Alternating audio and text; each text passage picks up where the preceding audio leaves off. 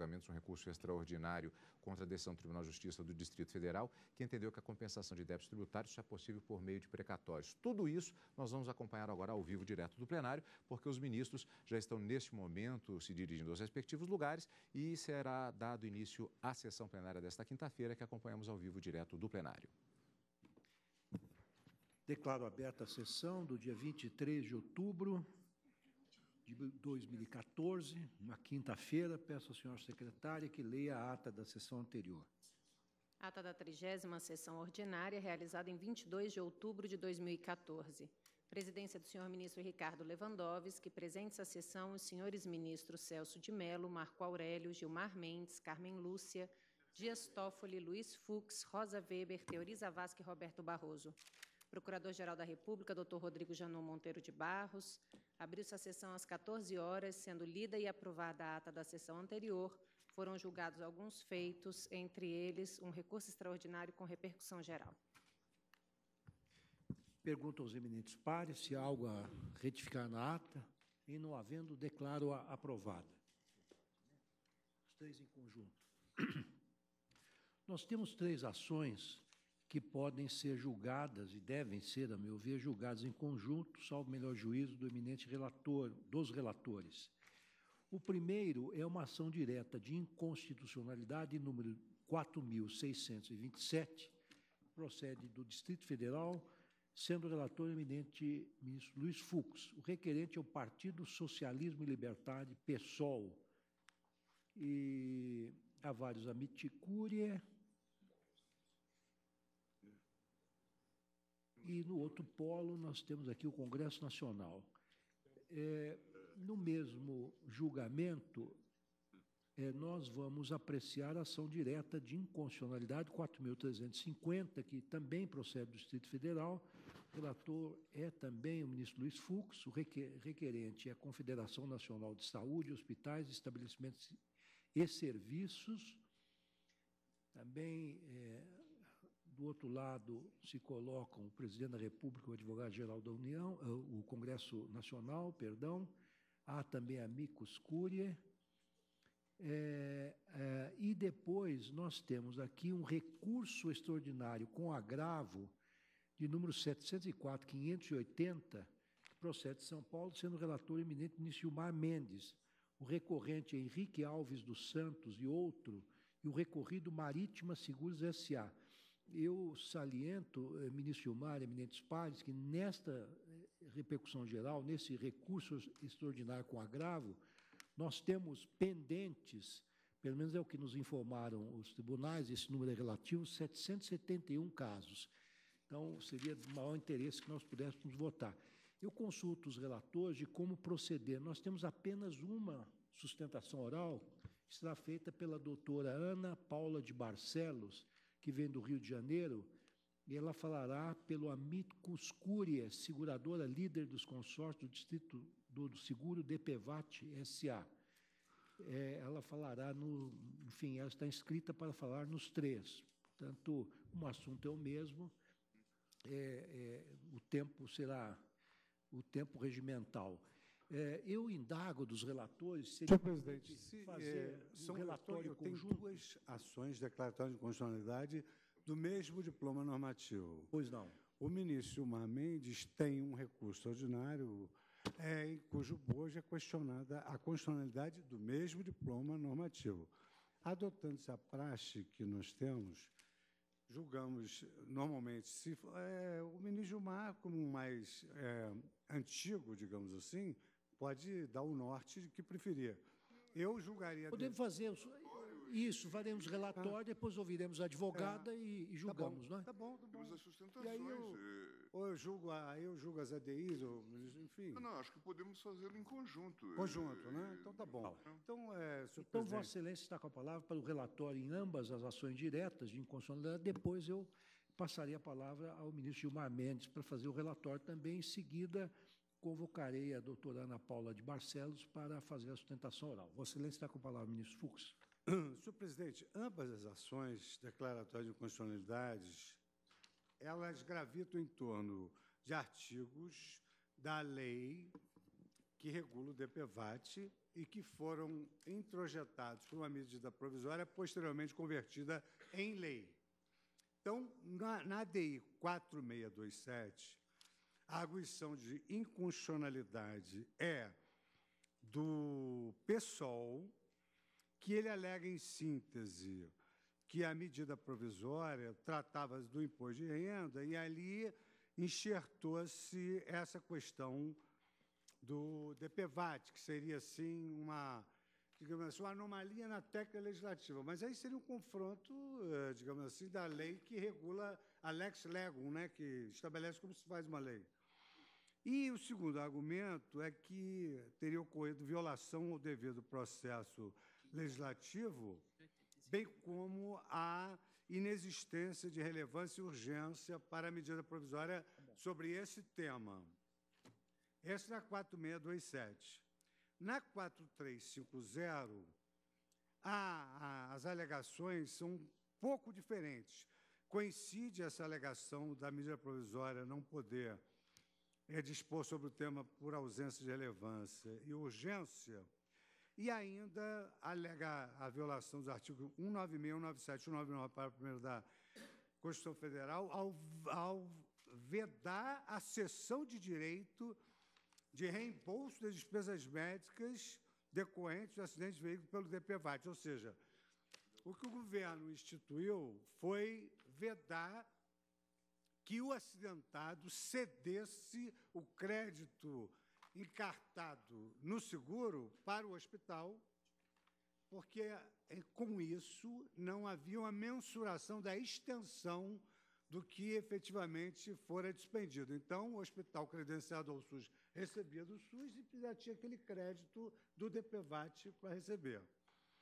E, ao mesmo tempo, salienta que isso vai sobrecarregar os hospitais filantrópicos sem fins lucrativos, essa impossibilidade de cessão de crédito, porque é uma importante fonte de receita e preferencial do Sistema Único de Saúde, e que a vedação, a cessão do reembolso, fere os princípios constitucionais da razoabilidade e da igualdade, tendo em vista seu caráter social.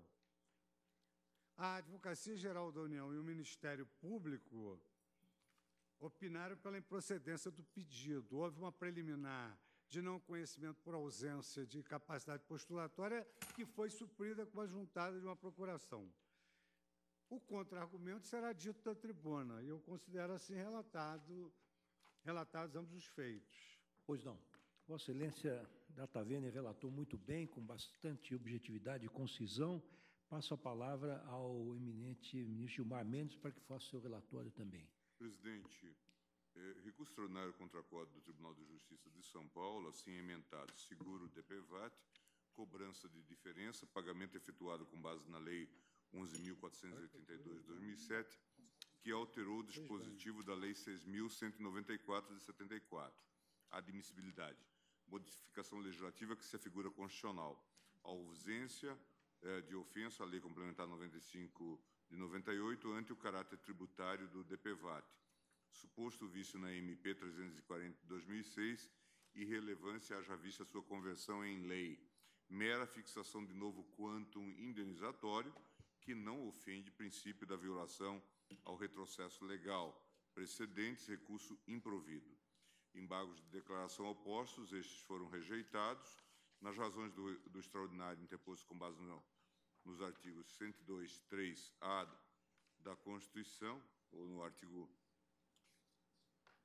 102.3a da Constituição, alega-se a inconstitucionalidade da Lei 11.482, resultante da conversão da medida provisória número 340 de 2006, especialmente no tocante à alteração efetuada pelo artigo 8º, no artigo 3º da Lei 6.194, para reduzir o valor das indenizações pagas a títulos de seguro obrigatório por danos pessoais causados por veículos automotores de via terrestre, seguro DPVAT. O recorrente entende que teriam sido violados os artigos 1º, 3, 59, parágrafo único e 62 da Constituição Federal. Diante desses fundamentos, pretende que se lhe assegure a aplicação do valor indenizatório já superado, revogado, a fim de fazer jus ao pagamento da diferença entre o montante recebido, de acordo com a Lei 11.482 de 2007, e aquele que alega ter direito, 40 salários mínimos, de acordo com a Lei 6.194 de 74. Em relação ao artigo 1º, 3 do texto constitucional, aduz o recorrente que os artigos 8º da Lei 11.482, que o artigo 8º da Lei 11.482 teria afrontado os princípios da dignidade da pessoa humana e da proibição do retrocesso ao reduzir o valor das indenizações devidas por danos pessoais cobertos pelo seguro obrigatório.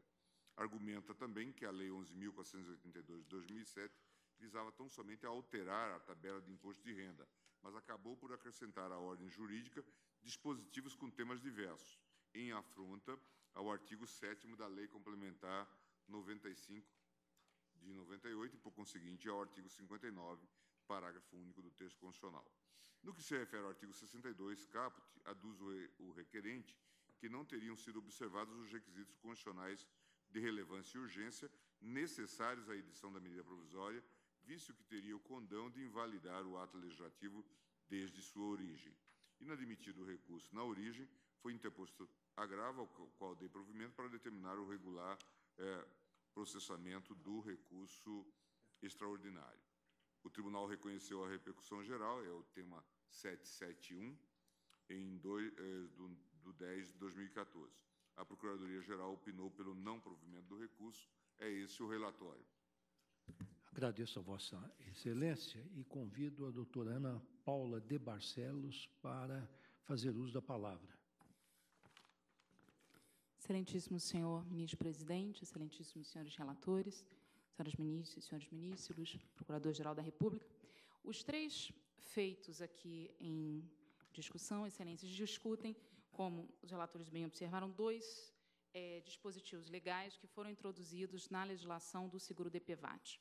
O primeiro deles alterou, na realidade, produziu a desvinculação dos três benefícios pagos pelo seguro-DPVAT, no caso de morte, no caso de invalidez e, no caso de reembolso de despesas médicas, desvinculou do salário mínimo. A redação original da Lei de 74 previa essa vinculação e a medida provisória, posteriormente convertida em lei, produziu a desvinculação e fixou esses valores em moeda corrente. A segunda alteração, que é impugnada pela CNS, vedou a cessão dos direitos em relação ao benefício do reembolso aos hospitais credenciados ao SUS. Qual foi o contexto, muito rapidamente, dessas alterações introduzidas pelo Executivo e convertidas em lei pelo Congresso Nacional? Elas tinham um objetivo comum, que era minimizar o déficit do seguro-DPVAT. Quer dizer, pelo menos 15 anos o sistema vive um déficit crescente, causado, sobretudo, pelo aumento de acidentes exponencial muito grande no país, de um lado, e, de outro, a inadimplência muito alta dos prêmios que são pagos, cobrados e pagos pelos proprietários de veículos. É importante destacar que os prêmios pagos pelos proprietários de veículos são a única fonte que custeia os benefícios do seguro-DPVAT. Na realidade, 50% desse prêmio, porque os 50% restantes são destinados, nos termos da lei, ao SUS. Quer dizer, vão diretamente para o SUS e 50%, então, ficam para custear os benefícios que são pagos pelo seguro-DPVAT. As duas alterações legislativas, portanto, tinham por objetivo manter ou controlar esse déficit. Apenas para que se tenha uma ideia, caso, por exemplo, a vinculação ao salário mínimo tivesse sido mantida, os prêmios teriam que sofrer um reajuste de aproximadamente 1.011% para fazer frente a essas diferenças, o que teria um impacto inflacionário enorme e provavelmente não resolveria o problema, porque a inadimplência, que hoje é de cerca de 40%, por exemplo, no caso de motos, muito provavelmente aumentaria ainda mais. A segunda alteração, que é impugnada, particularmente pela CNS, que envolve a cessão, ela está no contexto do controle do déficit do seguro, porém ela se liga a uma circunstância específica que vinha acontecendo.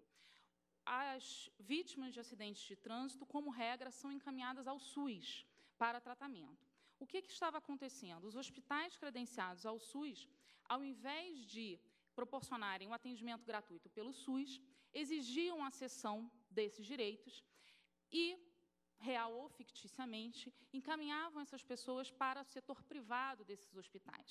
Muito frequentemente faziam a cobrança dupla do SUS e do seguro-DPVAT. E faziam isso porque esse valor, que é hoje R$ 2.700, o máximo desse reembolso, era, enfim, maior do que o que, eventualmente, o SUS paga pelos procedimentos que são feitos no atendimento a vítimas de acidente de trânsito. O problema disso é que, em primeiro lugar, a vítima é prejudicada, porque a lógica do sistema é que ela seja atendida pelo SUS e, eventualmente, use esses recursos para remédios ou fisioterapia, coisas que o SUS não vai pagar de imediato, e um prejuízo para o sistema. O SUS estava pagando por isso frequentemente e havia um aumento artificial da solicitação desses benefícios de um atendimento privado que, a rigor, não era para acontecer, porque o SUS é que deveria estar proporcionando esse atendimento. A edição original da medida provisória, que tratou desse assunto, inclusive, ela proibia o pagamento do benefício em qualquer hipótese, no caso de atendimento em hospitais credenciados do SUS. No debate parlamentar, essa restrição foi amenizada e se vedou apenas a cessão, preservando, portanto, o direito da vítima, que poderá fazer uso, poderá se valer desse benefício posteriormente. Esse, portanto, o contexto e os dados que o Executivo e o Legislativo tinham diante de si quando decidiram, no seu espaço de conformação legítimo, decidiram introduzir essas modificações na disciplina do seguro-DPVAT. Quais são as impugnações que os requerentes das ações diretas e o recorrente do recurso extraordinário suscitam? Em primeiro lugar, como o ministro Fux bem observou, inconstitucionalidade formal das MPs, por falta de relevância e urgência e por violação das diretrizes da Lei Complementar 95. Na realidade, não é precisa a afirmação de que o tema do DPVAT foi enxertado numa MP que tratava de outro assunto. A MP trata de várias questões fiscais, tem um objetivo muito claro de controle de contas públicas e de controle inflacionário. E o DPVAT estava nesse contexto. E, em relação à relevância, portanto, e a uma certa unidade temática da MP, não é real este argumento. E, em relação à urgência, as MPs são de dezembro. O Conselho Nacional de Seguros Privados, nos termos da lei, tem a competência para fixar o valor do prêmio, que vai valer para o ano corrente. E essa decisão é tomada no início do ano, portanto, poucas semanas depois da edição da medida provisória. Portanto, para que o Conselho Nacional pudesse tomar em consideração essas alterações legislativas e evitar um aumento muito grande do prêmio, com os impactos que isso teria, essa medida era urgente, sim, para minimizar o impacto inflacionário no ano que se seguia. De qualquer forma, quer dizer, a jurisprudência da Corte em relação à apreciação desses dois requisitos é no sentido de que o Congresso, como regra, esgota essa apreciação e o confronto com a Lei Complementar 95 também não é um tema de constitucionalidade a ser apreciado nesta sede. Em relação ao mérito, excelências, das duas questões, das duas alterações, quais são os fundamentos? Por que essas alterações seriam inconstitucionais? Em relação à primeira, desvinculação do salário mínimo, a alegação que se traz é de violação à dignidade da pessoa humana e a vedação do retrocesso. Bom, com todo respeito, ainda que a vinculação ao salário mínimo prevista lá na Lei de 74 tivesse sido recepcionada pela Constituição de 88, à luz do que dispõe o artigo 7º, 4º, é certo que a opção do legislador de produzir essa desvinculação é compatível com a Constituição. A Constituição, em nenhum momento, garante um reajustamento automático pelo salário mínimo, sequer para os benefícios ou vencimentos que ela mesma prevê, sendo certo que o seguro-DPVAT é uma previsão legal, muito ao contrário. Todo o sistema constitucional indica no sentido de que reajustes ou revisões devem ser feitos ou devem resultar de uma decisão política específica, levando em consideração a realidade que se está considerando. Além disso, excelências, o seguro-DPVAT, importantíssimo, que é com uma repercussão social muito grande, seria talvez um pouco forte imaginar que a dignidade da pessoa humana exigiria a criação de um sistema como o do seguro-DPVAT.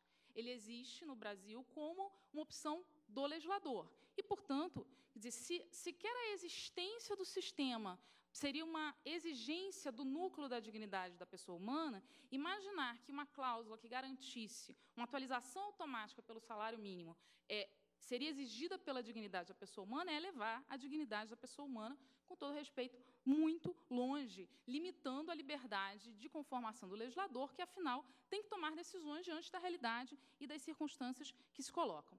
Também é importante lembrar que o DPVAT não é uma indenização propriamente. O sistema de responsabilidade civil e penal coexiste. O causador do dano terá que indenizar.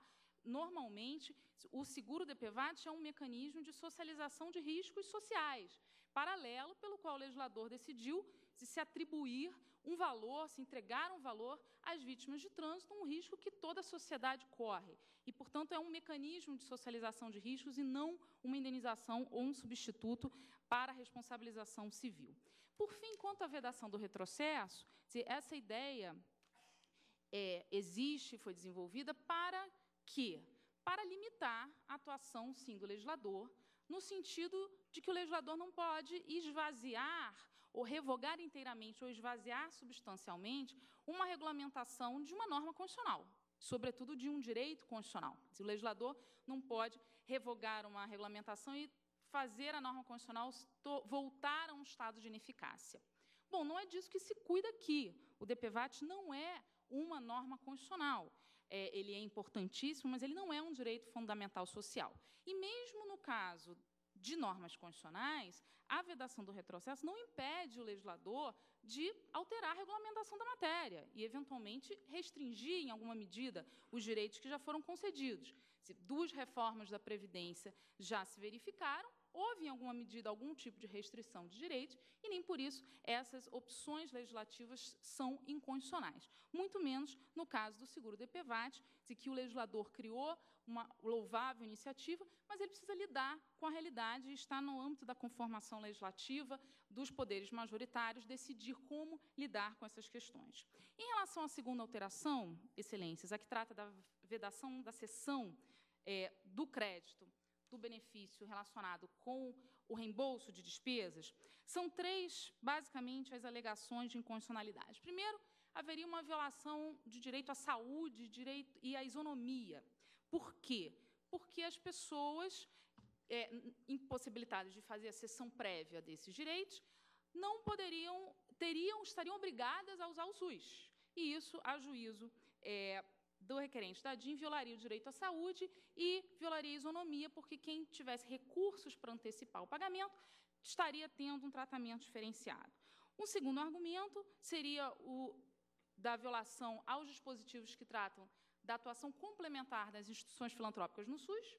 E, em terceiro lugar, uma violação à liberdade de contratar. Também aqui, Excelências, e com todo o respeito, esses argumentos não parecem, em momento algum, conduzir à invalidade dessa opção legislativa.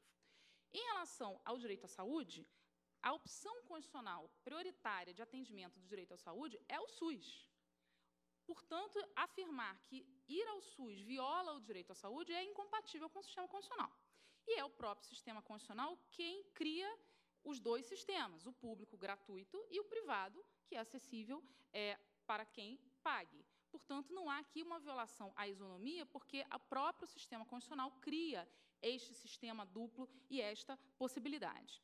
Em relação à complementariedade das instituições filantrópicas no âmbito do SUS, a disposição constitucional que permite essa complementação e, inclusive, atribui um caráter preferencial, não poderia ser interpretada, sob nenhuma perspectiva, como uma espécie de blindagem a qualquer tipo de norma que, eventualmente, restringe os interesses econômicos das instituições filantrópicas. E, portanto, deste dispositivo constitucional não se pode extrair o que a requerente afirma. A questão envolvendo os valores que são baixos do SUS para os seus credenciados é uma questão importante, mas é uma outra questão que não está aqui em discussão e não vai ser resolvida pela destruição do sistema DPVAT.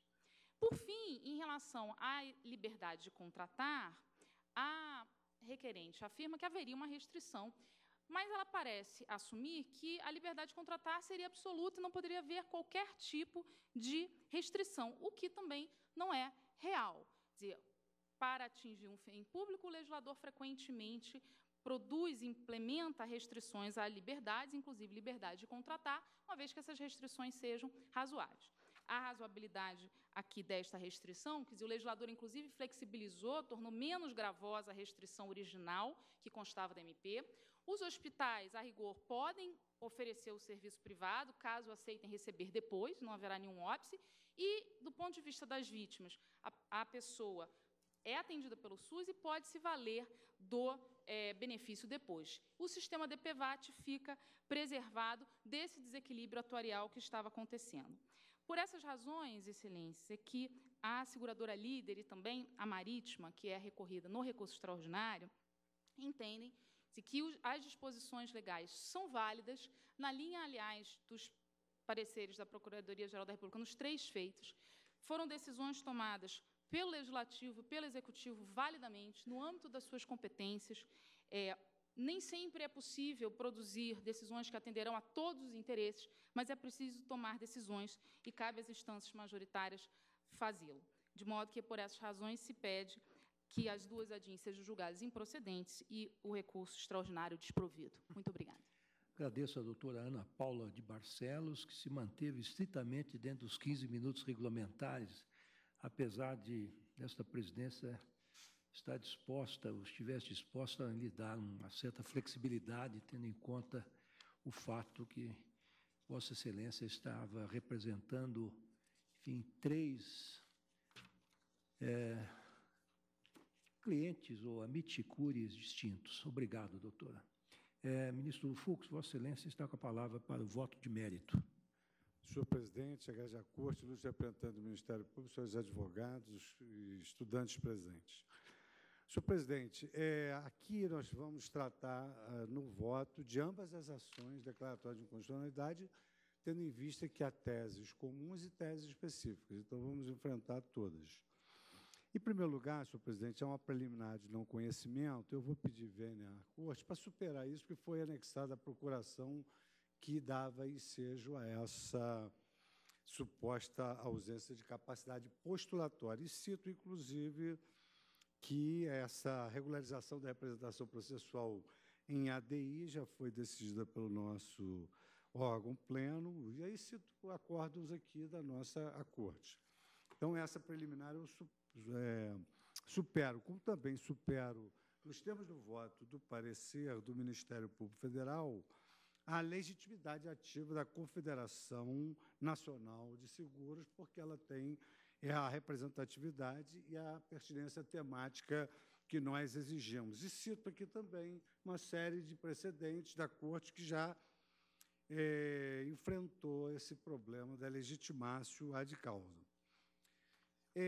Passo agora a enfrentar, senhor presidente, o problema da inconstitucionalidade formal calcado na ausência de relevância e urgência para a edição da medida provisória. E, nesse particular, senhor presidente, eu trago aqui a colação, trazendo ao tema, que a Corte tem decidido que apenas, excepcionalmente, o Poder Judiciário pode reconhecer a ausência dos pressupostos de urgência e relevância aptos a justificar a edição de uma medida provisória.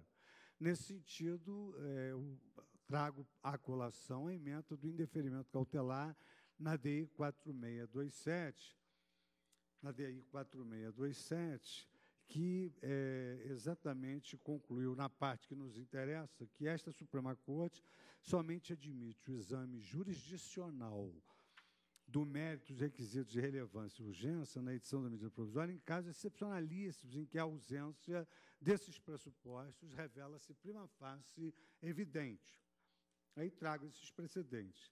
E continuo nessa linha, afirmando que não compete ao Poder Judiciário adentrar o mérito administrativo e substituir as avaliações de conteúdo normativo feitas, não só pela administração, como aqui foi bem destacada aquela deferência política ao legislativo, que na análise exatamente da questão envolvendo o DPVAT, resolveu editar, no momento mais do que propício, a medida provisória.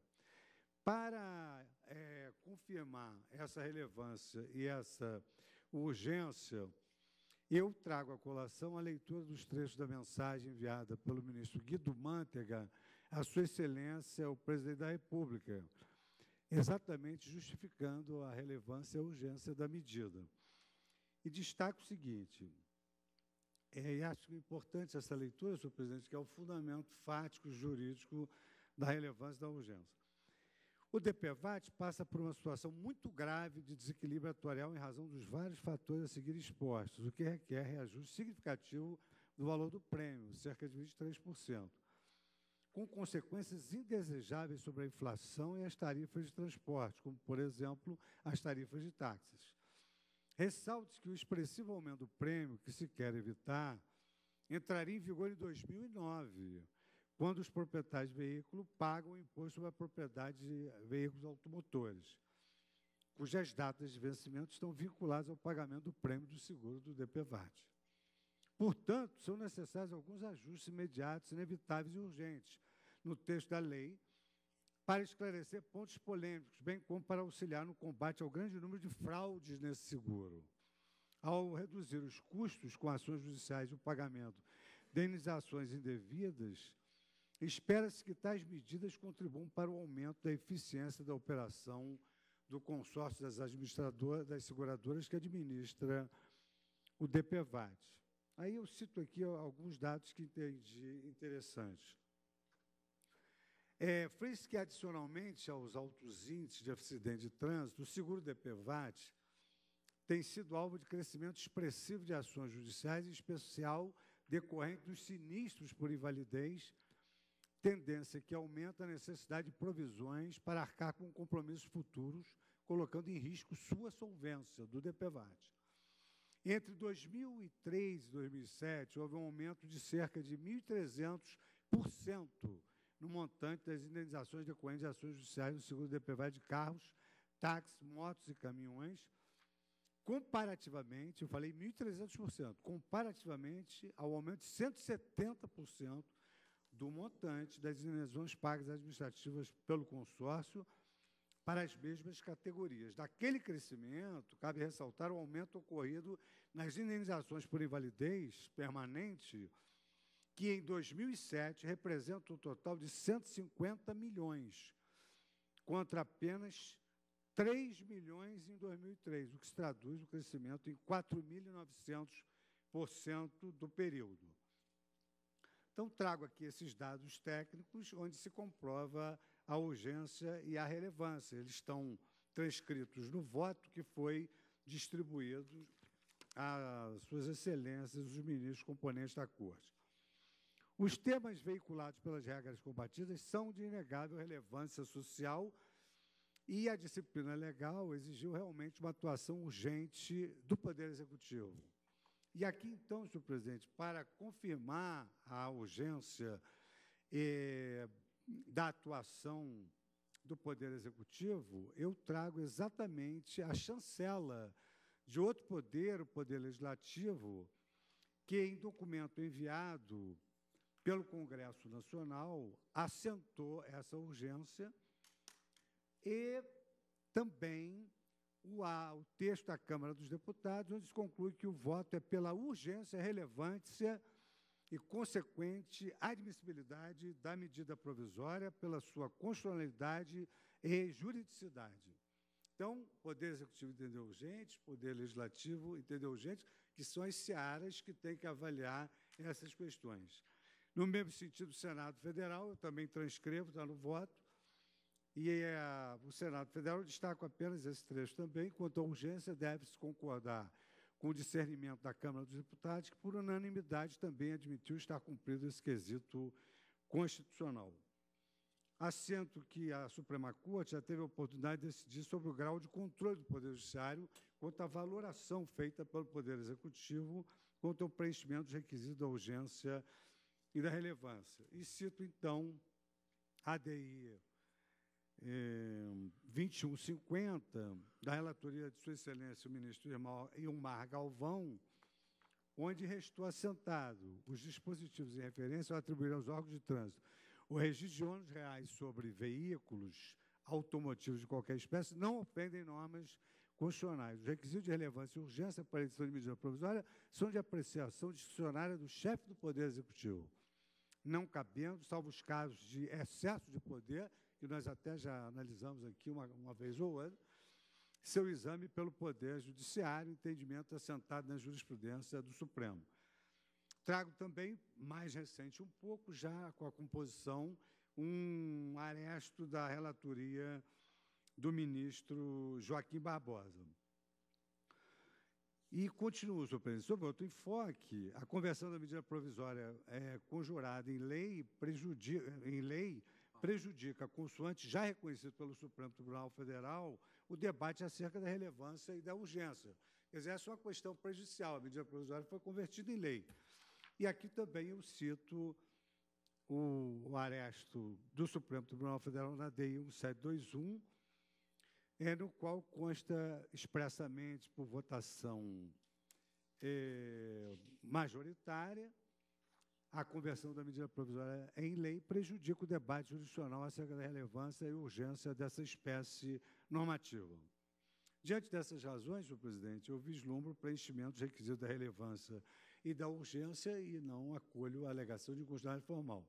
Acho que posso prosseguir no voto. Vossa Excelência, continua, prossegue, melhor. porque assim depois nós já colhemos o voto pela sua preliminar e o mérito.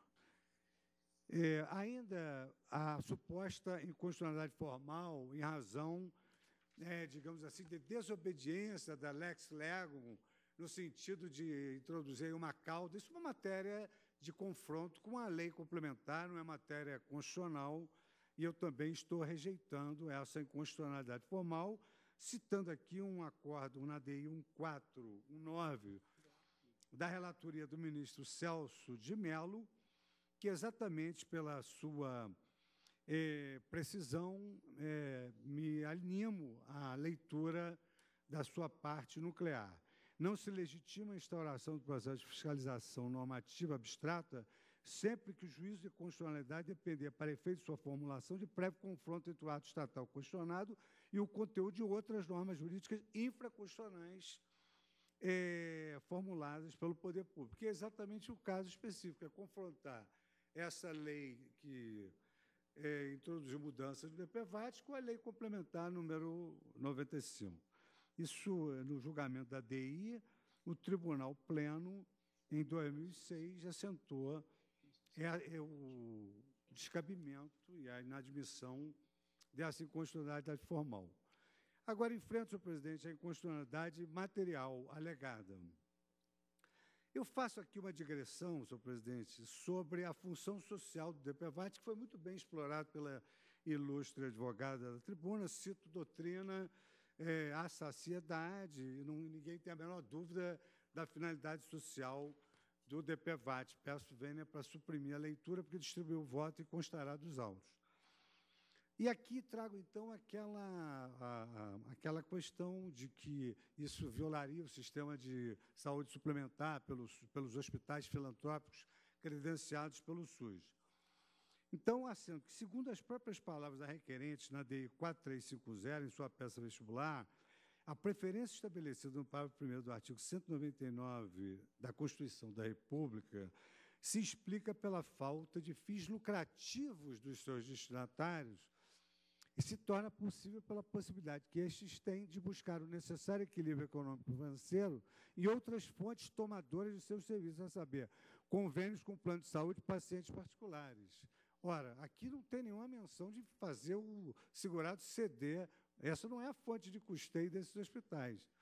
Mas, são os convênios e os planos de saúde. Não se vislumbra, com essa vênia, do que sustentado na inaugural, qualquer ofensa ao artigo 199, parágrafo 1º da Constituição Federal da República, que assenta que as instituições privadas poderão participar de forma complementar do sistema de saúde. E a forma é complementar porque a saúde é um direito de todos e um dever do próprio Estado. Daí essa possibilidade das instituições particulares coadjuvarem o Estado nesse seu dever fundamental de prestar saúde. A nova sistemática para o recebimento do seguro DPVAT não impede que um hospital filantrópico ou não, credenciado ou não ao SUS e que atendeu a uma vítima de trânsito, receba pelos serviços prestados. Com efeito, ele não poderá atuar como cessionário do crédito do DPVAT, de titularidade da vítima de trânsito, mas isso não representa qualquer incompatibilidade com o ordenamento jurídico. Ao contrário, a restrição é louvável, porquanto evita fraudes inúmeras que foram constatadas decorrente de uma eventual posição simultânea e indesejável do hospital como prestador de serviço à vítima de acidente de trânsito e de credor perante a seguradora. Essa configuração peculiar favorece fraudes originadas de um possível recebimento pelo hospital de quantia maior do que a que seria devida em razão do serviço prestado. Ao analisar o seguro DPVAT e as suas mazelas, doutrinador do tema, Rafael Tárrega Martins, assenta que a presença de estabelecimento de saúde em fraudes no seguro obrigatório também ocorre. E, mais adiante, numa longa menção que eu faço ao texto, porque o tema é específico, ainda o eminente doutrinador do tema. Fraude ao seguro DPVAT, como as comentadas, sucedem inopinadamente em todo o país, não sendo uma exclusividade desta ou daquela região que são responsáveis pelo desvio de vultosas quantias. Por essa razão, surgem ainda que, na medida de forma isolada, defensores de sua extinção. Entendem os afiliados a essa corrente que seria este o único meio para extirpar a prática fraudulenta, como posição para eliminar e impossibilitar a atuação dos fraudadores. Por seu turno, eu também não enxergo na proposta de voto nenhuma violação aos artigos 196 e 197. Quer dizer, 196 afirma a saúde é um direito de todos e dever do Estado, garantido mediante políticas públicas, não há nenhuma violação a esse dispositivo com a atuação do legislador em conformar o seguro DPVAT, se tornando apto a indenizar os segurados, e o artigo 197, que são de relevância pública as ações e serviços de saúde, cabendo ao poder público dispor nos termos da lei sobre sua regulamentação. Isso, na verdade, só confirma que o caso específico é, nitidamente, um caso de deferência ao Poder Legislativo e ao Poder Executivo na regulação deste tema. Assento que o Estado brasileiro não se afastou dos preceitos contidos nos artigos constitucionais acima colacionados ao editar os dispositivos legais impugnados, porquanto não retratam a política social e econômica adotada pelo Estado que frustre os propósitos da Carta de 88. O serviço público de saúde, serviço não privativo, pode ser prestado pela iniciativa privada e as alterações legais, como aqui foi destacado pela ilustre advogada, não maculam, estabilizam ou inviabilizam o equilíbrio econômico das instituições privadas, ainda que filantrópicas. O serviço prestado no âmbito do SUS aos acidentados por hospitais privados será remunerado de uma forma legal. Vai dizer, a vítima usufruirá do serviço, posteriormente o hospital receberá do Sistema Único de Saúde o valor que faz jus.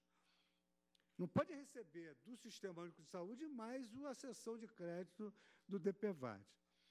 Quanto à suposta ofensa aos princípios da proporcionalidade e razoabilidade, ele também não deve ser acolhido.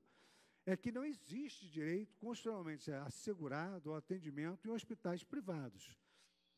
E é o que aqui se sustentou da tribuna. Se a vítima de um acidente de trânsito não dispuser de recursos para pagar as despesas de um atendimento privado, ela vai ao Estado que proporcionará os serviços através do SUS. Não se evidencia, em caso, descumprimento aos subprincípios da necessidade, adequação e proporcionalidade em sentido estrito, como é a fórmula erigida pelo professor Roberto Alexi, sobre o princípio da razoabilidade, confirmando-se, então, que esse é o meio que o governo entendeu e o meio perceptível como menos oneroso e mais adequado para atingir, com observância da relação custo-benefício, uma redução nas fraudes ao pagamento seguro do DPVAT. Também não há ofensa ao princípio da isonomia, porque as pessoas que possuem plano de saúde tendem a utilizar hospitais da rede do plano, enquanto que as que não têm condições financeiras são atendidas pelo SUS. Essa desigualdade, ela não é decorrente da lei, isso é uma desigualdade que precede a lei. Quem pode pagar, vai ao hospital particular e paga. Quem não pode, vai ao hospital do SUS. Então, a lei não criou nenhuma violação ao princípio da isonomia. A lei impugnada não proíbe o acesso universal à saúde pública, que é garantido constitucionalmente. Pelo contrário, ela abre um leque, ou vai para o hospital privado, ou vai para o hospital público, e ainda evita fraudes e entrega o seguro a quem dê direito. Os valores que foram desvinculados do salário mínimo.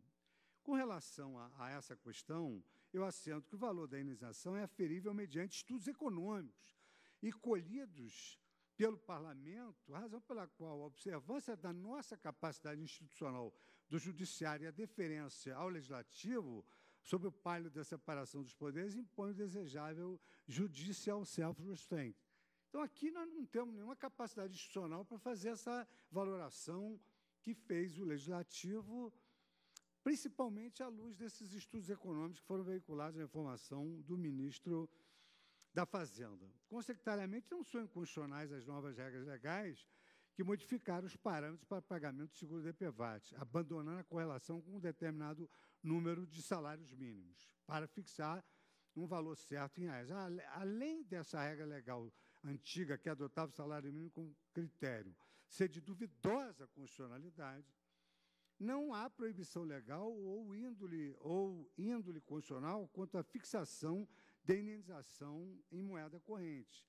A adequação do novo critério legal empregado foi, inclusive, reconhecida expressamente pelo Parlamento, através de documentos enviados pela Câmara dos Deputados e pelo Senado Federal, explicitamente sobre esse ponto.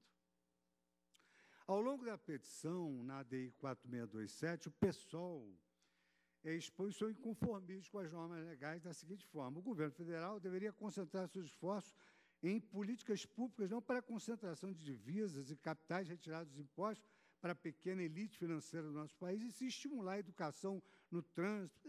São argumentos absolutamente periféricos, que não têm nenhuma influência no desate da fiscalização abstrata da constitucionalidade dessa lei. A leitura do texto nos leva à conclusão de que o tema ventilado deve ser solucionado na arena do Poder Legislativo, tal como de fato foi, incumbindo aos representantes eleitos pelo povo a escolha de quais prioridades devem ser atendidas. Ao Supremo Tribunal Federal cabe, dentre outras atribuições, sob pena de se criar uma ditadura da minoria, exercer o controle da constitucionalidade das leis e retirar do ordenamento normas que sejam incompatíveis com a Carta Maior ou com seus princípios, que não é o que ocorre no caso subjúdice. Nesse diapasão, em particular quanto à ausência de menção ao direito de correção monetária, eu faço as seguintes observações. A lei prevê a correção monetária para o pagamento que não se realiza em 30 dias seguintes à entrega da documentação. Não incumbe ao Poder Judiciário impor Legislativo que introduz em texto de lei um índice de correção monetária para as indenizações a serem pagas do DPVAT. E, apenas a título de opter dictum, eventualmente, se não houver correção monetária desses valores, há medidas judiciais que podem ser adotadas. Quer dizer, não somos nós que vamos fixar agora valor de seguro.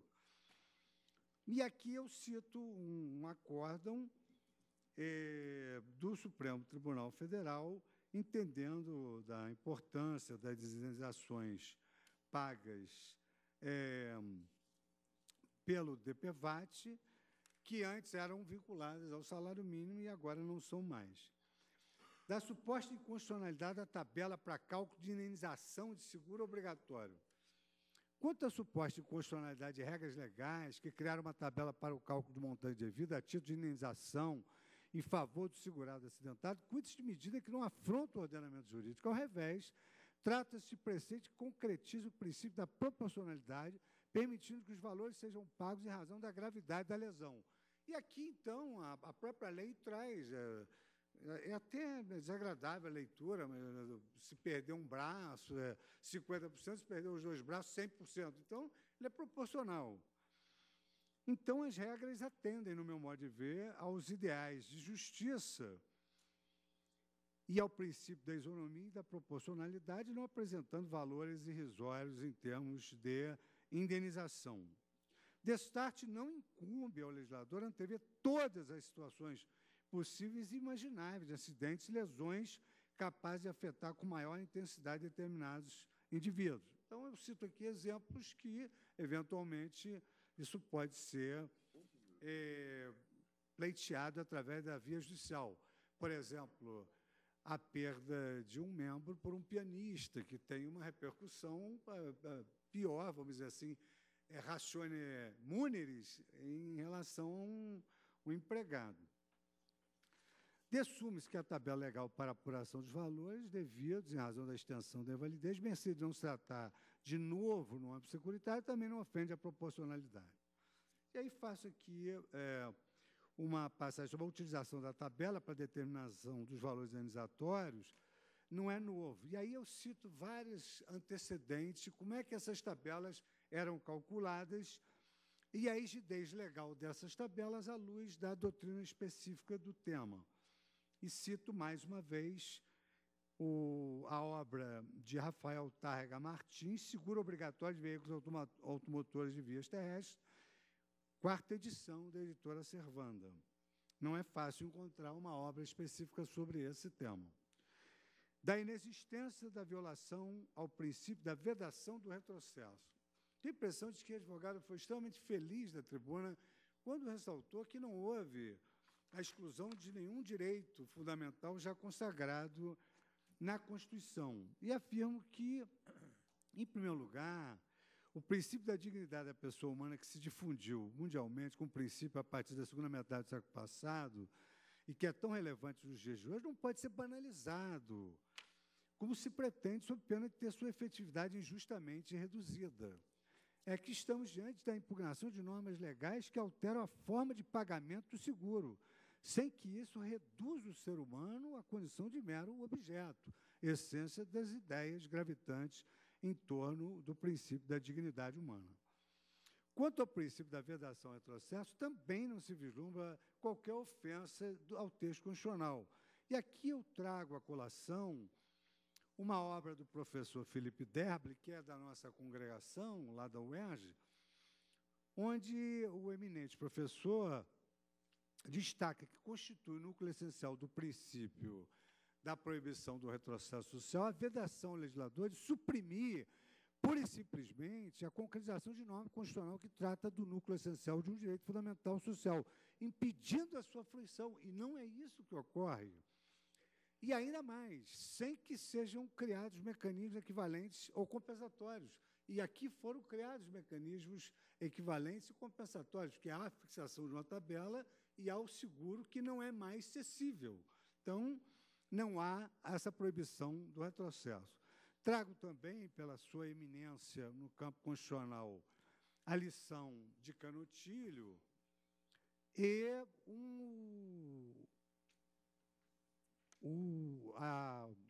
o texto do Senado Federal, que, através da sua consultoria jurídica, ele se volta exatamente em relação a esse princípio da vedação ao retrocesso social. Então, também aqui o Senado faz digressões e chega à conclusão de que o fato de o legislador acompanhar a evolução de determinado segmento que é lindeiro à prestação de um serviço social não significa nenhum princípio, violação ao princípio da vedação ao retrocesso. E aqui eu afirmo, então, que o princípio da vedação ao retrocesso social não pode impedir o dinamismo da atividade legislativa do Estado, mormente quando não se está diante de alterações prejudiciais ao núcleo fundamento das garantias sociais. As alterações legais ora imputadas destinadas à racionalização das políticas sociais já estabelecidas e tocantes ao seguro DPVAT e não afetaram desfavoravelmente o núcleo essencial de direitos sociais prestados pelo Estado. Finalmente, senhor presidente, enfrento a questão da liberdade de contratar e da vedação da cessão de crédito do DPVAT.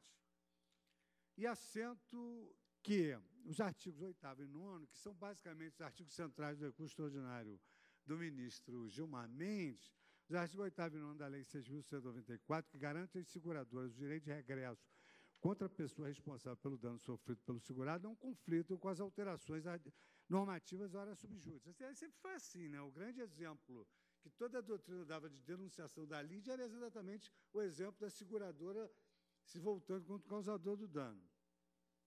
Isto porque os hospitais associados da requerente não são seguradoras e não contratam com elas, tendo apenas prestado serviços hospitalares à vítima. Essa confederação de hospitais não tem que receber seguro, tem que receber do SUS pelos serviços prestados, não faz contrato com seguradora. As situações são distintas, a seguradora pode substituir o segurado, pois com ele contratou e pagou pelo dano sofrido em razão de um ato danoso de terceiro. Nesse diapasão, o hospital é mero credor da vítima pelos serviços prestados, não fazendo jus, maiormente diante da ausência de previsão legal nesse sentido, há uma cessão de créditos de titularidade do paciente. Na verdade, aqui o que houve foi uma adoção de uma política legislativa de combate à fraude e que, ao contrário, não agride a nenhum princípio constitucional. Pelo contrário, atende ao princípio maior da moralidade. Ressalto para que fique extremo de dúvidas quanto à validade da proibição legal, quanto à cessão de créditos, que o novel Código Civil antecipa essa possibilidade em seu artigo 785, verbis, salvo disposição em contrário, admite-se a transferência do contrato a terceiro com alienação, cessão do interesse segurado. Então, salvo disposição em contrário. E aí vem a disposição em contrário. Artigo 286.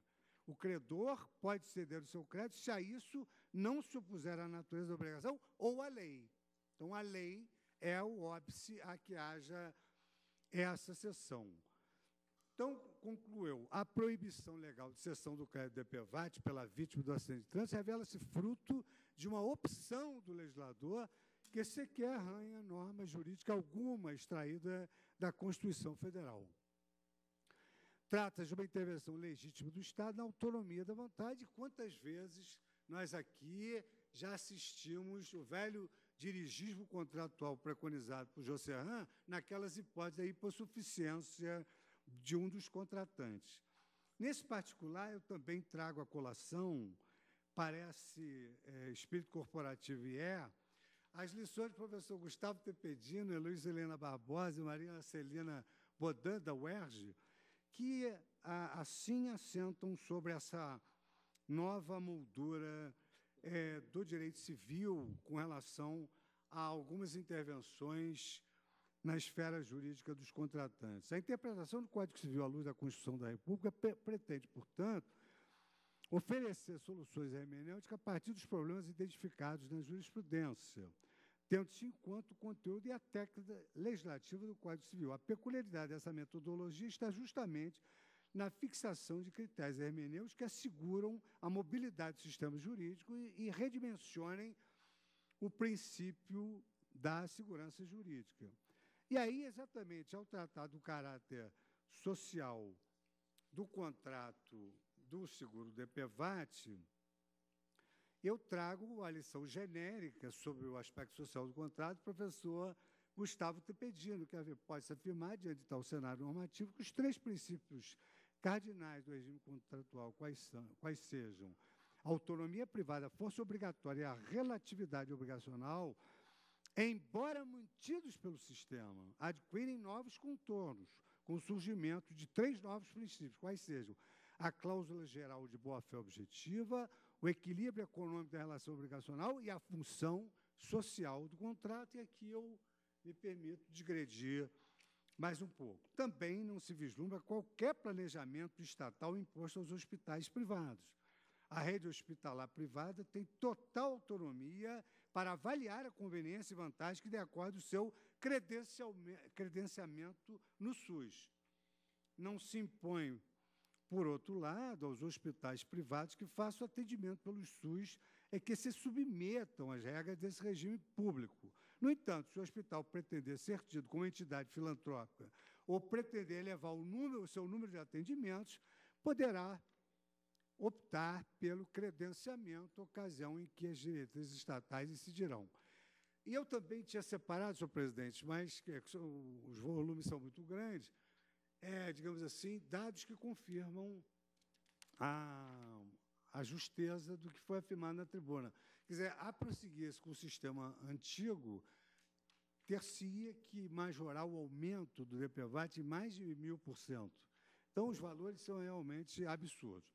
Então, senhor presidente, por esses fundamentos legais e perifericamente interdisciplinares, e firme na ideia de que a nova legislação é plenamente compatível com a moldura do texto constitucional e aperfeiçoa a sistemática do pagamento do seguro DPVAT no Brasil, eu proponho, senhor presidente, meu voto pela improcedência dos pedidos formulados em ambas as ações diretas, corroborada essa proposta de voto pelas manifestações do Ministério Público e da Advocacia da União. Pois não, agradeço a Vossa Excelência. Eu vou colher agora o voto do eminente ministro Gilmar Mendes, porque pode haver nuances ou até, enfim, uma posição contrária, e depois nós escolheremos os votos. Ministro Gilmar, Vossa Excelência está com a palavra. Presidente, o ministro Fux já trouxe a matéria de maneira muito clara. Eu vou tentar resumir, até porque nos fundamentos nós temos coincidências. O recorrente, neste caso, no recurso extraordinário, pretende ver reconhecida a inconstitucionalidade da lei referida com base em argumentos de 3 ordens: violação do artigo 62 da Constituição, ante a falta dos requisitos de relevância e urgência, desrespeito ao artigo 59 do texto constitucional, em face da pluralidade temática da medida provisória, e afronta os princípios da dignidade da pessoa humana e da proibição do retrocesso. O primeiro argumento diz respeito ao artigo 62 da Constituição. Pretende o recorrente que se reconheça a inconstitucionalidade da Lei 11.482, resultante da conversão da medida provisória 340, pelo fato da edição desta última não ter atendido aos requisitos constitucionais de relevância e urgência. Eu digo, na linha da jurisprudência do Tribunal, que cabe destacar que a conversão da medida provisória na lei não prejudica o debate acerca do atendimento dos pressupostos constitucionais necessários à adoção dessa espécie legislativa, como já deixamos assente. Lembro o verbo graça, a DIN 3330 da relatoria do ministro Aires Brito, mas haverá outros precedentes. Na espécie, é evidente a continuidade normativa entre o ato legislativo provisório e a lei que resulta de sua conversão. Mas eu entendo que, no caso, o argumento não é de ser acolhido. Na linha da orientação assentada pela jurisprudência dessa Corte, a análise dos requisitos constitucionais necessários à adoção de medidas provisórias é, em princípio, de regra, um juízo político a cargo do Poder Executivo e do Congresso Nacional, no qual, salvo nas hipóteses de notório abuso, não deve se miscuir o Judiciário. E, no caso em tela, não me parece que a situação esteja a revelar evidente abuso de poder de legislar por parte do Poder Executivo no que se refere à adoção da medida provisória impugnada, o que, de certo, justificaria a atuação reparadora deste tribunal. Eu também trago a exposição de motivos, tal como o ministro Fux já fez, e vou poupá-los, então, da leitura, não é? E eu não estou, claro, obviamente, a endossar as razões que alegadamente ampararam o ato normativo em questão, tampouco estabelecer uma justificativa para qualquer ato de governo, não é disso que se cuida. Entendo apenas que, afastada a hipótese de abuso, no caso interno, deve-se adotar a orientação já consolidada por esta Corte e, portanto, rejeitar-se a alegação de inconstitucionalidade por afronta ao artigo 62, no que diz respeito à relevância e urgência. O segundo argumento diz com a violação do artigo 59, parágrafo único da Constituição, e aí pega de empréstimo, na verdade, a não observância da Lei Complementar 95, aquela que tem as regras sobre o modus faciendi de legislação, especialmente a referência ao parágrafo único do artigo 59. Eu estou dizendo, até transcrevo o artigo 7º e digo o seguinte, a transcrição dos dispositivos da lei não deixa dúvida de que a alegada incompatibilidade, se houvesse, seria, neste caso, da medida provisória em relação à lei complementar e não ao texto constitucional diretamente. Aqui não é o caso de se falar, a meu ver, numa complementação do conteúdo da norma constitucional pela lei complementar, como ocorre em outros casos, como nós já aqui reconhecemos, por exemplo, em matéria de normas gerais de direito tributário, ou mesmo no que diz respeito à LOMAN, que, de alguma forma, integra o sistema constitucional no que diz respeito à disciplina de atividades da magistratura. Meu ver, é mais uma norma que orienta o fazimento de normas e que deve ser, claro, observado. Também eu não estou a dizer, presidente, que a controvérsia quanto à inclusão de temas desconexos em proposição, em tramitação no Congresso, seja sempre questão que se limite aos lindes da lei complementar e, por conseguinte, ao plano da legislação infraconstitucional. Não ignora a orientação cediça na jurisprudência deste tribunal, no sentido de se assentar a exigência de pertinência temática para emendamento dos projetos de lei com iniciativa reservada ao Executivo, o que impossibilita, ou mesmo ao Judiciário, que impossibilita o Parlamento de veicular matéria estranha aversada no projeto de lei por emenda. Não estou agora, isso na ADIM 3288 da relatoria do ministro Aires Brito, há um claro precedente. Não estou agora revisando tampouco, negando essa orientação.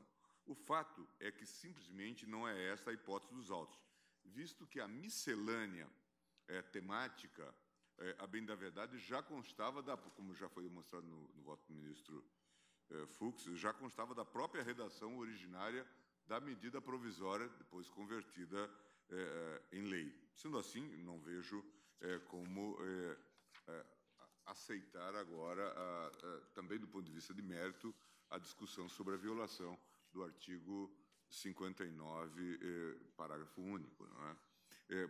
Também o argumento terceiro, quanto à violação ao princípio da dignidade da pessoa humana e do princípio da proibição do retrocesso, ao meu ver, não deve ser acolhido. Alega o recorrente que a modificação efetuada pelo artigo 8º da Lei 11.482, no artigo 3º da Lei 6.194, configuraria uma forma de retrocesso no patamar de efetivação de direito social assegurado, na medida em que se reduziu o valor da indenização a ser pago aos segurados. A meu ver, também aqui não assiste razão ao recorrente. Não enxergo no princípio da dignidade da pessoa humana, nem no da proibição de retrocesso, fundamento para amparar a pretensão de se manter em vigor os parâmetros já revogados pela Lei 11.482. Dizer que a ação estatal deva caminhar no sentido da ampliação dos direitos e de assegurar-lhes a máxima efetividade possível, por certo, não significa afirmar que seja terminantemente vedada qualquer forma de alteração restritiva na legislação infraconstitucional, desde que, é claro, não se desfigure o núcleo essencial do direito tutelado, como seria o caso se fôssemos adotar a tese de que os valores devidos a título de seguro de DPVAT são imodificáveis ou irredutíveis. Essa postulação de que se conceda a ultratividade à lei revogada, na verdade, vai de encontro à própria realidade dos fatos, na medida em que os direitos sociais, como de resto os direitos fundamentais, demandam ações positivas e têm custos que não podem ser ignorados pelo poder público, tampouco pelos tribunais. Estou fazendo, inclusive, uma citação a propósito disso, na obra de Holmes and Suster. Vale dizer, levar os direitos a sério requer que se considerem também os custos de sua efetivação, que, aliás, serão tanto mais relevantes quanto mais dispendiosa seja a concretização do direito ou da política pública em questão. Nesse sentido, também eu cito, faço referência a um trabalho clássico hoje já, do colega Ingo Wolfgang Sarlet, em que, tratando desse tema da proibição do retrocesso, ele chama atenção, dizendo, igualmente, dá conta que o reconhecimento de um princípio da proibição do retrocesso não poderia, como suficientemente destacado nas páginas precedentes, resultar numa vedação absoluta de qualquer medida que tenha por objeto a promoção de ajustes, eventualmente até mesmo de alguma redução ou flexibilização em matéria de segurança social, onde realmente estiverem presentes os pressupostos para tanto. Isso na obra A Eficácia dos Direitos Fundamentais. Enfim, por todas essas razões, não parece que o princípio da dignidade humana, tampouco da vedação do retrocesso, tenham efetivamente o conteúdo ou o sentido que o recorrente lhes deseja conferir ao postular a aplicação da legislação já revogada ao tempo da ocorrência do sinistro. Em nenhuma medida aqui houve, como já foi destacado também no voto do ministro Fux, a transformação do homem, do sujeito, em objeto de processo estatal. Pelo contrário, as razões aqui estão ligadas, inclusive, a dar funcionalidade e continuidade ao modelo institucional que vinha se revelando deficitário. E eu estou dizendo, então, que, posta a questão nesses termos, a controvérsia dos autos pode ser compreendida e discutida na linha da jurisprudência tradicional desse tribunal, que rejeita o reconhecimento de direito adquirido a um regime ou a determinado modelo ou regime jurídico. E eu estou, então, até citando a jurisprudência que a Corte adotou no caso do Fundo de Garantia por Tempo de Serviço. A propósito dessa temática, revisito outros precedentes, o RMS 27382 da relatoria do ministro Toffoli, que também essa questão ficou clara, e também relembro, em sede de repercussão geral, este tribunal reafirmou o entendimento no sentido da ausência de direito adquirido a regime jurídico no RE 563965 da relatoria da ministra Carmen Lúcia, ao dizer ao Supremo Tribunal Federal pacificou sua jurisprudência sobre a constitucionalidade do Instituto da Estabilidade Financeira e sobre a ausência de direito adquirido a regime jurídico. Eu digo, finalmente, que, mutatis mutandis, a mesma orientação é de se aplicar a questão jurídica em exame. Pretender a manutenção do valor das indenizações previstas na Lei 6.194, de 74, em relação aos sinistros ocorridos após a sua revogação pela Lei 11.482, de 2007, é conferir ultraatividade à norma revogada e, portanto, ao regime jurídico nela previsto. Em outras palavras, é reconhecer direito adquirido ao estatuto jurídico revogado, isto é, ao valor das indenizações previsto originariamente no artigo 3º da Lei 6.194, de 74. Por isso, estou me manifestando no sentido de negar provimento ao recurso, presidente. Pois não. Então, o eminente relator Luiz Fux julga improcedente ambas as ações de inconstitucionalidade. O ministro Gilmar Mendes, relator do RE, também, no mesmo sentido, nega provimento ao recurso na linha do pronunciamento da Procuradoria-Geral da República e da Advocacia-Geral da União. O ministro Roberto Barroso está impedido... Então, o ministro Gilmar já está julgando também improcedente, acompanhando? Eu estou desprovendo. No meu caso, é o recurso... No caso do recurso, mas Vossa Excelência já está votando? Vou acompanhar Porque já votou, agora nós já vamos voto escolher também os votos dos três. então o ministro está votando agora, eu acho. Sim, claro. Pelas razões aqui aduzidas, acompanho o voto do ministro. As teses são coincidentes. As teses são absolutamente coincidentes. Ministro Fux, ministro Gilmar, da Advocacia Geral da União e do Procurador-Geral da República. O ministro Roberto Barroso está impedido nos 3 feitos. A senhora secretária já assinalou isso na ata. Então, eu colho os votos. Ministro Teori Zavascki? Estou de acordo, senhor presidente. De acordo. Ministra Rosa Weber? Da mesma forma, presidente, de acordo. Pois não. Ministro Dias Toffoli? Acompanho os relatores.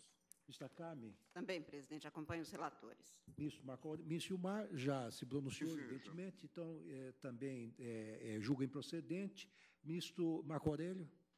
Presidente, tenho dificuldades em aderir à corrente prevalecente até o momento. Inicialmente, consigno que, mediante medida provisória, alterou-se um diploma aprovado pelo Congresso Nacional que estava em vigor há mais de 30 anos, para ser exato, há 34 anos. Indaga-se, considerada a passagem do tempo, considerada a presunção não do extravagante, mas do que normalmente ocorre, nós temos atendido aqui o predicado da urgência para admitir a invasão, ou melhor, para admitir a atuação do Poder Executivo em campo reservado ao Legislativo. A resposta, para mim, presidente, é negativa. Não se pode cogitar na espécie, principalmente no que se disciplinou seguro, valor de seguro, se disciplinou impossibilidade de cessão de seguro, não se pode cogitar do concurso dessa exigência constitucional para que o Executivo, muito embora ficando o ato sujeito a uma condição resolutiva, adentre campo reservado ao legislador. Mas há mais, presidente. E aí reitero que transgressão indireta à carta não deixa de ser maltrato à carta. E lembraria que temos 2 princípios muito caros à sociedade, muito caros à democracia, que são os princípios da legalidade, do devido processo legal, que remetem necessariamente à legislação comum. O que nos vem do artigo 59, parágrafo único da Constituição Federal, nos vem uma regra, segundo a qual lei complementar, e ela foi editada, disporá sobre a elaboração, redação, alteração e consolidação das leis. O que ocorreu na espécie? Uma miscelânea, uma mesclagem que conflita com o devido processo legislativo, no bojo da disciplina de tributos, se inseriu a regência de algo diverso, que é seguro. A meu ver, essa ocorrência revela o desprezo ao parágrafo único do artigo 59 da Constituição Federal. Há mais, presidente. Indo adiante, já no campo do vício material e não simplesmente formal, obstaculizou-se a cessão de crédito. Obstaculizou-se a cessão de crédito, tolhendo-se a liberdade do titular desse mesmo crédito. Crédito que se situa no campo patrimonial.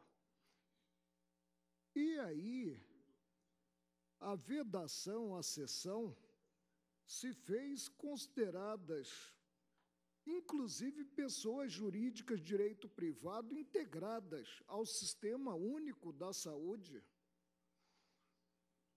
e já que seria o caso de indagar, não estando a pessoa jurídica que presta assistência no caso do sinistro, no caso de dano físico, não estando integrada ao Sistema Único de Saúde,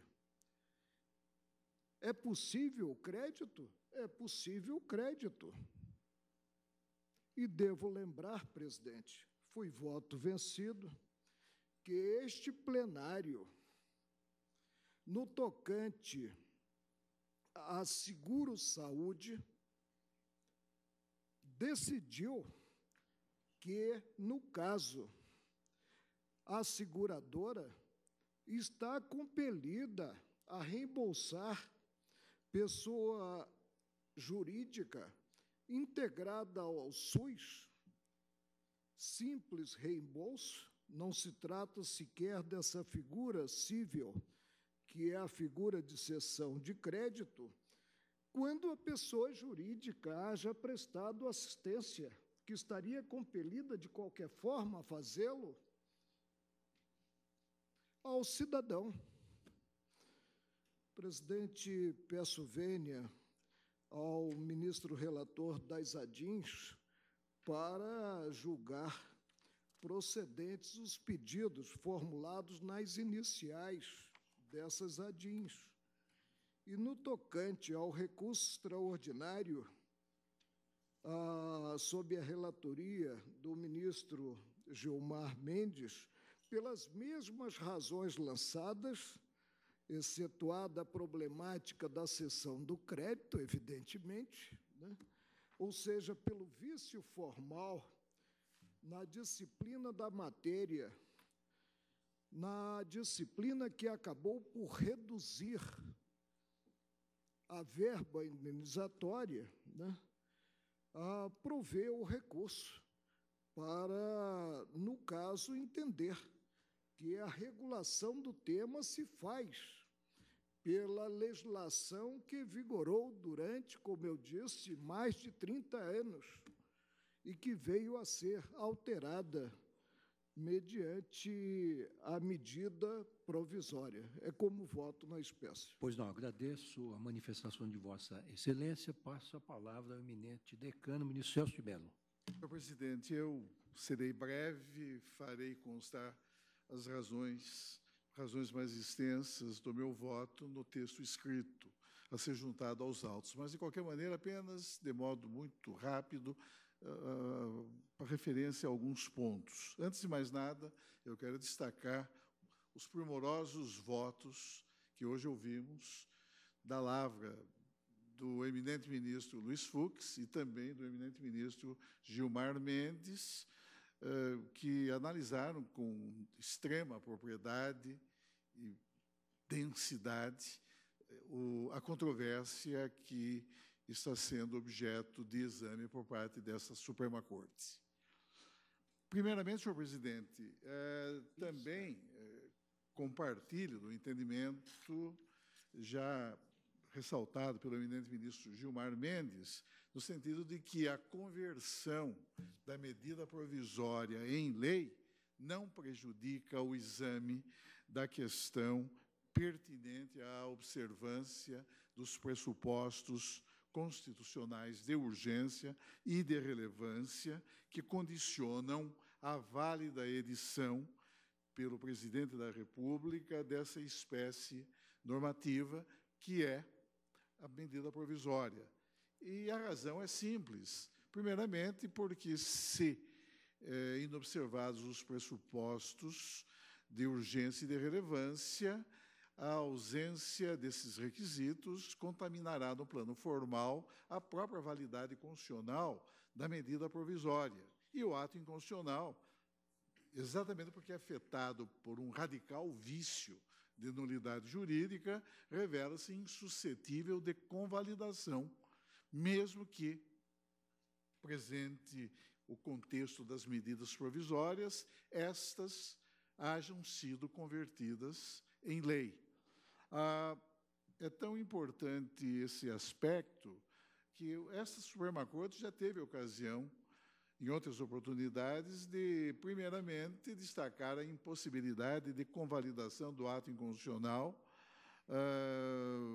fazendo, não é, na súmula 360 e também na DIN 1247, de que eu próprio fui relator. De outro lado, e cuidando especificamente do tema da impossibilidade de convalidação de ato inconstitucional mediante conversão da medida provisória em lei, é de referir o fato de que o Supremo Tribunal Federal, ao julgar a DIN 3.100, 4.048 e 3.090, além da 4.049, não é, de que foi relator o eminente ministro Gilmar Mendes, esta Corte reafirmou tal orientação, no sentido de que a conversão legislativa da medida provisória não convalida nem sana eventual vício de inconstitucionalidade que comprometa, no plano da validade formal ou material, aquele ato revestido de força de lei. Destacou-se, então, que a lei de conversão não convalida os vícios, inclusive formais, porventura existentes na medida provisória, que poderão ser objeto de análise do tribunal no âmbito do controle de constitucionalidade. Por isso, é claro, não é, essa conversão ocorrida na espécie não prejudica o controle jurisdicional de constitucionalidade dos pressupostos subjacentes à edição da medida provisória. De outro lado, senhor presidente, também entendo possível, tal como salientado pelos eminentes ministros relatores, neste caso, o controle jurisdicional, notadamente aquele exercido por esta Suprema Corte, dos pressupostos da urgência e da relevância que são necessários à legítima edição pelo Presidente da República das medidas provisórias, uma vez que tais requisitos, por integrarem a própria estrutura constitucional desses atos com força de lei, revestem-se de caráter eminentemente jurídico, o que basta para justificar a sindicabilidade de tais espécies normativas pelo Poder Judiciário. Nesse sentido, menciono a jurisprudência desta Corte a respeito do tema e também destaco o magistério da doutrina no sentido que os eminentes ministros relatores expuseram, valendo, portanto, enfatizar a possibilidade, ainda que extraordinária, do controle jurisdicional sobre os pressupostos que são constitucionais, da relevância e da urgência. De outro lado, senhor presidente, também bem afastada a alegação de inconstitucionalidade no que se refere a esse suposto estado de tensão entre a medida provisória e a lei de conversão, examinados em face da Lei Complementar 95 de 98. Na verdade, essa situação não se projeta no plano constitucional. Haveria o autor da ação direta e o recorrente, no caso do apelo extremo, teriam razão se ainda vigesse no Brasil a regra inscrita no artigo 49 da Constituição Federal de 16 de julho de 1934, promulgada há 80 anos. O que dizia o artigo 49 da Constituição da República de 1934? Verbis: os projetos de lei serão apresentados com a respectiva ementa, enunciando de forma sucinta o seu objetivo, e não poderão conter matéria estranha ao seu enunciado. Portanto, houve já, na experiência institucional brasileira, uma regra constitucional que estabelecia essa mesma diretriz que hoje se acha consubstanciada na Lei Complementar 95 de 98. Mas a fonte de emanação desse preceito é completamente diversa, pois aqui estamos em face, hoje, no presente momento, de um diploma legislativo infraconstitucional. Se ainda estivesse em vigor a Constituição de 34, poderíamos, talvez, entender que o descumprimento da cláusula inscrita no artigo 49 do texto daquela Constituição, então poderíamos, talvez, inferir dessa situação de incompatibilidade o vício de inconstitucionalidade, mas isso já não mais vigora entre nós. E, finalmente, senhor presidente, também faço algumas considerações a respeito da inexistência de incompatibilidade das normas legais, ora questionadas, considerados os princípios que foram invocados como referências paradigmáticas, como parâmetros de controle, notadamente o postulado que veda o retrocesso social.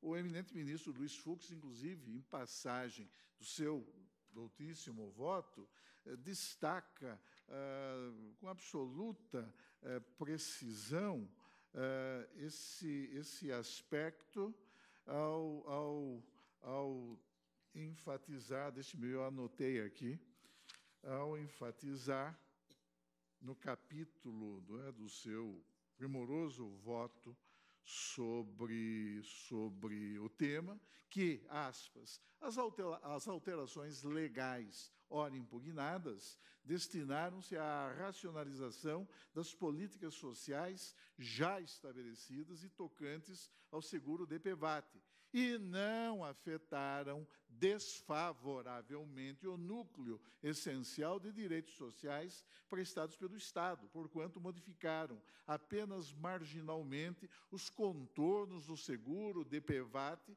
para viabilizar a sua própria subsistência. Portanto, não se retrocedeu, não se recuou no nível já atingido de conquista em matéria de direitos sociais.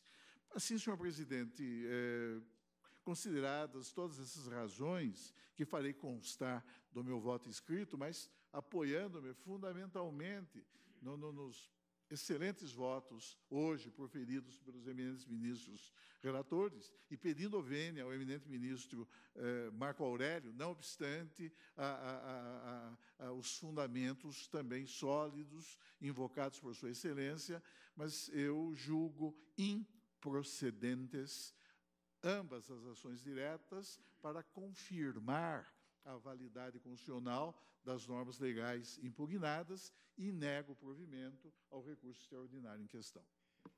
Pois não, agradeço também o sucinto, o conciso e objetivo voto de Vossa Excelência. Eu vou pedir vênia à divergência. Inicio também louvando os magníficos votos do eminente ministro Luiz Fux e também do ministro Gilmar Mendes. Também entendo que não compete ao Supremo Tribunal Federal fazer um crivo relativo à relevância e urgência das medidas provisórias, salvo em situações absolutamente excepcionais ou teratológicas, quando esses dois pressupostos não estejam presentes. Eu observo também, quanto à compatibilidade temática deste tema, DPVAT, com a outra matéria veiculada na medida provisória, isto, para mim, não é motivo de declaração de inconstitucionalidade. Eu lembro um caso que me pareceu gritante, que teve uma enorme repercussão social e que nós, aqui no Supremo Tribunal Federal, passamos, de certa maneira, por cima, que foi exatamente aquele rumoroso caso das pesquisas com células-tronco embrionárias humanas. Esse assunto foi regulado, foi tratado, foi disciplinado num único artigo de uma lei que tratava de produtos transgênicos. É por isso que causou... Artigo 5º. Artigo 5º. Então, a matéria toda tratada de produtos transgênicos e apenas um artigo, esse artigo 5º, como Vossa Excelência, ministro Decano, bem lembra, tratou desse magno assunto, que era justamente as pesquisas com células-tronco embrionárias humanas, que envolvia questões de natureza técnica, ética, jurídica, etc., e o Supremo entendeu que era perfeitamente possível, tanto é que convalidou esta matéria. Também não vejo nenhuma ofensa aos princípios genericamente veiculados em nossa Constituição da dignidade humana e também implícito como o princípio da vedação do retrocesso. Louvo-me nos argumentos trazidos por ambos os relatores, julgo as duas ações diretas de inconstitucionalidade improcedentes e nego o provimento ao recurso extraordinário que foi relatado pelo ministro Gilmar Mendes. E assim proclamo o resultado, dizendo que, por maioria, julgaram improcedente as ADIs 4.627 e 4.350, vencido o ministro Marco Aurélio e impedido o ministro Roberto Barroso. E julgaram também, ou negaram provimento ao recurso extraordinário com agravo 704.540, com repercussão geral, por maioria, vencido o ministro Marco Aurélio e também aqui impedido o ministro Roberto Barroso. Com relação a este recurso extraordinário, eu anuncio novamente que nós já resolvemos, decidimos de forma indireta, mais de 770 ações sobrestadas nas instâncias inferiores. Eu creio que chegou a hora de fazermos uma pequena pausa. Então, suspendo a sessão e retornaremos em seguida. Obrigado a todos.